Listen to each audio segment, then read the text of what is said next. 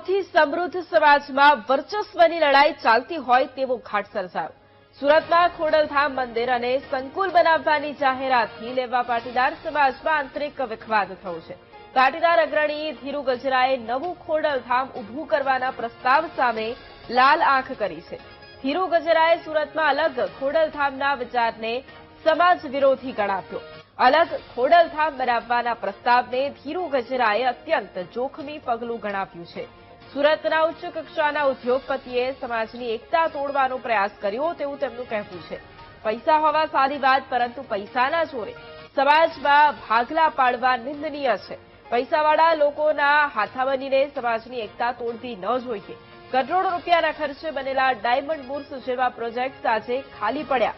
સમાજનું એક આસ્થાનું ખોડલધામ છે, તેને મહત્વ આપ્યું. 6 તારીખે સુરતમાં ખોડલધામના ચેરમેન નરેશ પટેલે પત્રકાર પરિષદ યોજી હતી. સુરતના અંત્રોલીમાં 40 વીઘામાં ખોડલધામ મંદિર અને સંકુલ બનાવવાની જાહેરાત કરી હતી. અન્ય કેટલાક મોટા ઉદ્યોગપતિ પણ ખોડલધામ બનાવવામાં સહમતિ આપી ચૂક્યા છે. એકતા તોડવાનો પ્રયત્ન કરે એ નિંદનીય છે, એ ઘાતક રૂપ છે. સમાજની એકતા તોડવી એ ખરેખર ઘાતક રૂપ છે સમાજને માટે. બીજું, ખોડલધામની જરૂરિયાત શું પડી? તમારે જરૂરિયાત હોય તો અહીંયા ખોડલધામ જે છે, જે આપણું આસ્થાનું કેન્દ્ર જે કાગડ ખાતે એની નીચે મતલબ બીજું ખોડલ મંદિર બની શકે, પરંતુ જે બીજું બચવાની કોશિશ કરે 1000 રૂપિયા ભેગા કરી અને મોટા પૈસાવાળો ભેગા થઈને આ એક ઉચ્ચ કક્ષાની લાગો છે, કોઈના હાથા બની અને આપણે સમાજની એકતા તોડવી ન જોઈએ એવું મારું માનવું છે. એ સમાજની એકતા એ જ મોટું ઘરેણું છે, એનો ઉંઘડ છે. કારણ કે આપણે જોઈએ છે સમાજની એકતા સ્થાપક કેશુભાઈ ટાઈમમાં એટલે આડવો કર્યો. શું થયું એ મારે નથી કેવું, બધા સમાજના લોકો જાણે છે.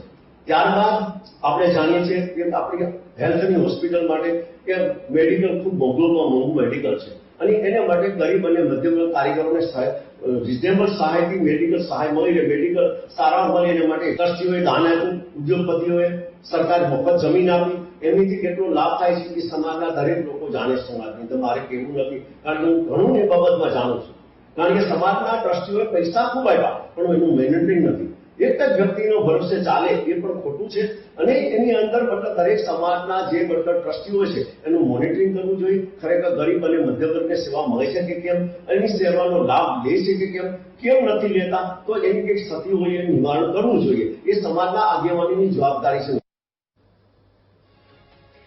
તો જે પ્રમાણે આ એક પ્રતિક્રિયા સામે આવી. સુરતમાં ખોડલધામ મંદિર અને સંકુલ બનાવવાની જાહેરાતથી જ લેવા પાટીદાર સમાજમાં આંતરિક વિખવાદ જાડે ચરમસીમાએ પહોંચ્યો હોય તેનો આ પુરાવો. કારણ કે પાટીદાર અગ્રણી ધીરુ ગજરાને સાંભળ્યા, તેમણે કહ્યું કે નવું ખોડલધામ ઊભું કરવાના પ્રસ્તાવ સામે તેમણે લાલ આંખ કરી.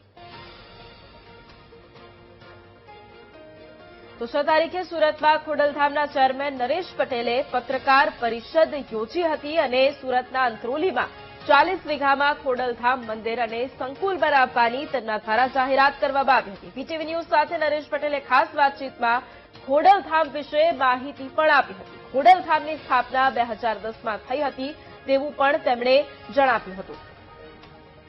ખોડિયારધામ કાગવડના પ્રમુખ નરેશભાઈ પટેલ આપણી સાથે જોડાયા છે. તે સુરતના આજે પ્રવાસે આવ્યા છે અને મંદિર બનાવવાની એક મોટી જાહેરાત કરી છે. ત્યારે નરેશભાઈ આપણી સાથે છે. નરેશભાઈ, સુરતમાં ભવ્ય મંદિર બનાવવાની પણ એક આજે જાહેરાત કરી છે, કઈ રીતનું છે એની શું સુવિધા ને શું?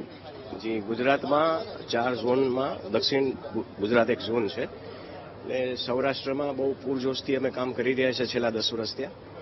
દક્ષિણ ઝોનમાં ગઈકાલે જમીન સંપાદન થયું અને અહીંયા આસ્થા માટે ભવ્ય માતાજીનું મંદિર અને પ્રકલ્પોમાં શિક્ષણ, આરોગ્ય અને સમાધાન પંચ જેવા કામ અહીંયા ચાલુ કરવાનું છે. આ જે મંદિર બનાવવાનું છે એમાં કઈ રીતની સુવિધા રહેશે, કેટલા મોટા આખા ક્ષેત્રમાં બનવાનું છે અને શું મહત્વની ફેસિલિટી સાથેનું? ત્યારે અમે 42 વીઘા જેવું સંપાદન થયું છે, પણ આજુબાજુની જગ્યા પણ અવેલેબલ છે એવી ખબર પડી છે. એટલે આજના અહીંના લોકલ ટ્રસ્ટીઓ તે કોશિશ કરે છે વધારેમાં વધારે જગ્યા મળે એટલે સારી એવી મોટી જગ્યાની અંદર આ સંકુલ બને અને તમામ વર્ગના લોકોને શિક્ષણ અને આરોગ્યનો લાભ થાય એવી સાથે અમે આ કામ આગળ વધારી છે.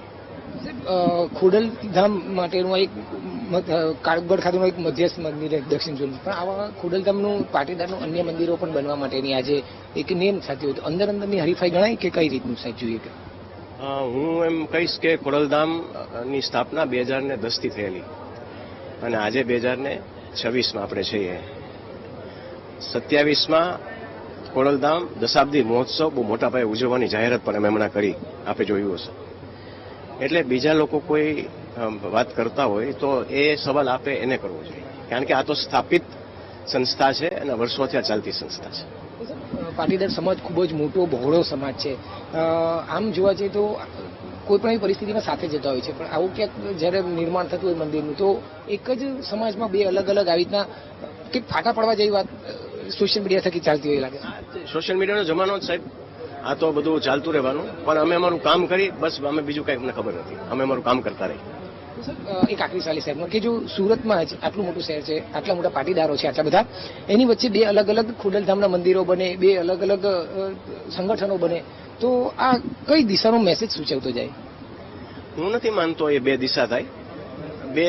કદાચ બે સંકુલ બની જાય તો લોકો વેચાય તો સારું, પણ મુખ્ય ઉદ્દેશ સમાજ સેવાનો હોવો જોઈએ, આનાથી વિશેષ કઈ છે. નરેશભાઈ હતા ખોડલધામના આ જે ટ્રસ્ટ જે કાગવડના તેના રાષ્ટ્રીય જે મુખ્ય પ્રમુખ છે, તે આજે સુરત આવ્યા હતા અને તેમણે જે વાત કરી છે તેમાં આજે સુરતમાં એક ખોડલધામનું મંદિર બની રહ્યું છે. કેમેરામેન દેવેશ સોલંકી સાથે ધ્રુવ સોમપુરા, વીટીવી ન્યૂઝ, સુરત. તો જે પ્રમાણે નરેશ પટેલ સાથે પણ વાતચીત કરી હતી તે પણ દર્શાવી છે, કારણ કે 40 વીઘામાં ખોડલધામ ઊભું કરવાની એ વાત વીટીવી ન્યૂઝ સાથે તેમણે જે રીતે વાતચીત કરી હતી તે પણ ખાસ અહીંયા જણાવ્યું છે. અને આ જ મુદ્દે સંવાદદાતા ધ્રુવ પણ આપણી સાથે લાઈવ જોડાઈ ગયા છે. ધ્રુવ, જે પ્રમાણે અત્યારે લેવા પાટીદારમાં વિખવાદની આ વાત જે રીતે સામે આવી રહી છે, અને જ્યારે કાગવડ ખોડલધામ હોય પરંતુ જ્યારે નવું જે ખોડલધામ છે તે સુરતમાં બનાવવાની તેની વાત કરવામાં આવતી હોય ત્યારે સ્વાભાવિક રીતે ધીરુ ગજેરા જેમનું એક નિવેદન પણ સામે આવ્યું. એટલે હવે આ વિખવાદ ચરમસીમાએ છે, તેને લઈને વધુ શું જાણકારી?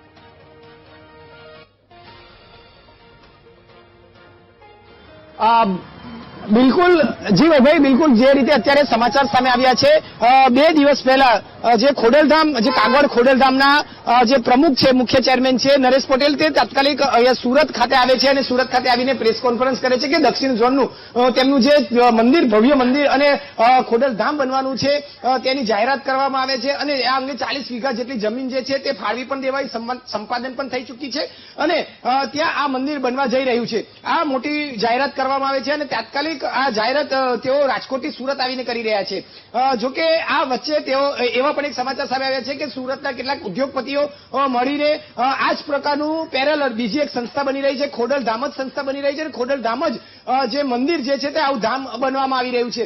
એટલે કે ખોડલધામ મુદ્દે અત્યારે ક્યાંક લેવા પાટીદારમાં બે ફાટા પડતા હોય તે પ્રકારના જે સમાચાર જે છે તે સામે આવી રહ્યા છે. સોશિયલ મીડિયા થકી ખૂબ જ મોટી ચર્ચાઓ ચાલી રહી છે અને આ ચર્ચાઓ જે છે તે પાટીદારોમાં ક્યાંક બે ભાગ પડાવતી હોય તેવું જોવા મળી રહ્યું છે. અત્યાર સુધી તો માત્ર ચર્ચાઓ હતી, પરંતુ જે પૂર્વ ધારાસભ્ય અને પાટીદાર અગ્રણી ધીરુ ગજેરાએ તો સોશિયલ મીડિયા પર આ અંગે ખુલીને બહાર આવ્યા છે અને તેઓએ આ પ્રકારનું કૃત્ય ન કરવા, એટલે આ પ્રકારનું કાર્ય ન કરવા માટે પણ જણાવ્યું છે. આ ઉદ્યોગપતિઓને સલાહ આપતા પણ તેઓએ જણાવ્યું છે કે પાટીદારોના અને ખોડલધામના બે ભાગ ન કરવા જોઈએ. જે એક વર્ષોની સંસ્થા ચાલતી આવી છે તેઓની સાથે રહેવું જોઈએ. આવા અનેક જે વાતો કરી છે, એટલે કે હવે એ વાતને ચોક્કસ એક બળ મળે છે અને પુષ્ટિ મળે છે કે સુરતમાં જ્યારે દક્ષિણ ઝોનનું ખોડલધામ સંસ્થા જે બની રહી છે અને જે ખોડલધામ બનવામાં આવી રહ્યું છે અને તેની પેરેલલ બીજું પણ એક ખોડલધામ જે આખું માધ્યમ જે છે તે બની રહ્યું છે. પરંતુ આ માત્ર મંદિરો બનવા પૂરતી વાત નથી, પરંતુ ક્યાંક વર્ચસ્વની લડાઈ હોય અને એક સંસ્થાને બીજી સંસ્થા ઊંચું દેખાડવા માટેની સંસ્થા હોય, પાટીદારોની અંદર એક વર્ચસ્વની લડાઈ હોય, તે પ્રકારનું ક્યાંક અત્યારે જોવા મળી રહ્યું છે. એ પ્રકારની ચર્ચાઓ ખૂબ જ ચાલી રહી છે. સુરતના કેટલાક ઉદ્યોગપતિઓ મળીને જે છે તે સંપૂર્ણ તૈયારીઓ પણ કરી દીધી છે તેવી વાતો સામે આવી છે. 200 વીઘા જેટલી જમીનમાં ભવ્યથી ભવ્ય જે કાગવડ ખાતે મોટા મોટું જે ખોડલધામ છે તેનું જ પેરેલલ તેટલું જ મોટું હાલ અહીં પણ ઉદ્યોગપતિઓ દ્વારા આ એક મોટું ખોડલધામ બનવા માટેની તૈયારીઓ કરાવી દેવાઈ છે. સંપૂર્ણ જે જગ્યા છે તે પણ ફાળવી દેવાઈ છે અને હવે રો મેપ તૈયાર થઈ ચૂક્યો છે. આવી તમામ ચર્ચાઓએ ખૂબ જ જોર પકડ્યું છે અને એ જોરની સાથે જ જે કાગવડના મુખ્ય જે ખોડલધામના પ્રમુખ છે નરેશ પટેલ, તે સીધા સુરત આવ્યા હતા અને તાત્કાલિક આમની જે દક્ષિણ ઝોનનું મંદિર બનવાનું છે તેની જાહેરાત કરી દીધી છે. 42 વીઘામાં આ જમીન આ મંદિર જે છે તે બની રહ્યું છે અને તે ખુદ નરેશ પટેલે આ જાહેરાત કરી છે. નરેશ પટેલને જ્યારે આ બાબતે બે ફાટા પડી રહ્યા છે તે અંગે પૂછવામાં આવ્યું ત્યારે તેઓએ પણ એક જ વાક્યમાં અને સીધી રીતે જવાબ આપ્યો કે જે લોકો આ મંદિર બનાવવાની વાત કરી રહ્યા છે તે લોકોને જ આ સવાલ પૂછવો જોઈએ અને જો તે લોકો અમારી પાસે આવશે તો અમારી સાથે બનીને કામ કરવા માંગશે તો મોસ્ટ વેલકમ છે. તે પ્રકારની વાતો હાલ તેઓ કરી રહ્યા છે. જી બિલકુલ, આભાર ધ્રુવ જોડાવા માટે.